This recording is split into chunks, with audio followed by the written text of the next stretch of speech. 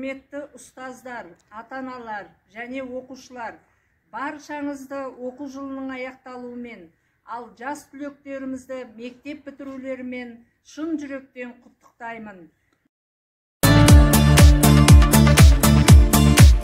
Сезініп сенен көктемнің лебін, жайқалды міне еккен гүлдерін, аңсатар енді мектебім менің, саяңда сенің өткен күндерім.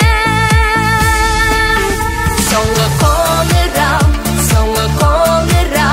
сыңғырлап үнің, көңілде тұрау, арнамнан асып, толқындай тасып, төгілгенім-ау, аттанар сәтте көрінген мынау, қимадым сені, соңғы қоңырау, аттанар сәтте көрінген мынау, қимадым сені, соңғы қоңырау.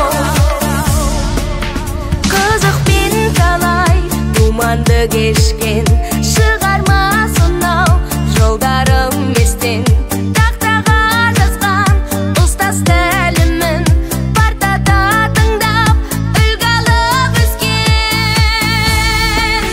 Соңғы қоңырау,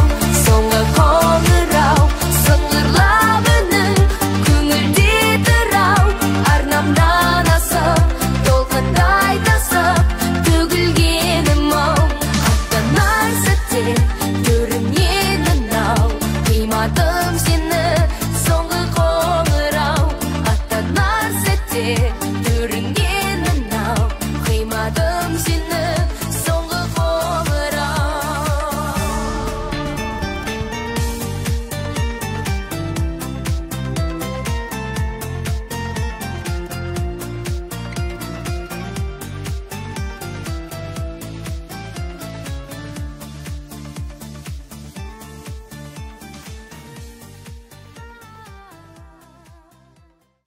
Құрметті Бердібек Соқпақбаев атындағы орта мектептің 2-ші А сыныбының ата-аналары және менің аяулы шәкірттерім.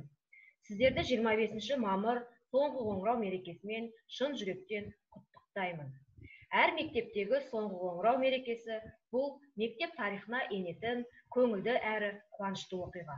11-ші сынып түлектері 11 жыл бойы білім алған алтын ұялары мектебімен қоштасатын болса, ал ұстаздары сүйікті шәкірттерін үлкен өмірге қанаттандырады.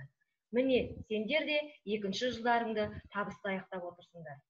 Елімізде болған төтенше жағдайға байланысты қашықтықтан білім алуда талмай ізденген, еңбектене білген шәкірттеріме және осы бала тәрбиесімен білім беруінде белсене ат салысқан ата-аналарыма алғысым шексіз. Енді міне сендерді алдағы уақытта ұзақ та қызықты демалыс күтіп тұр.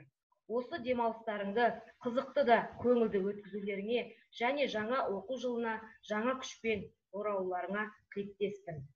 Қай кезде де терең білім алудан жалықпай, талмай ізденіп, ел тізгінін ұстайтын білімді болуларыңа тілектеспін.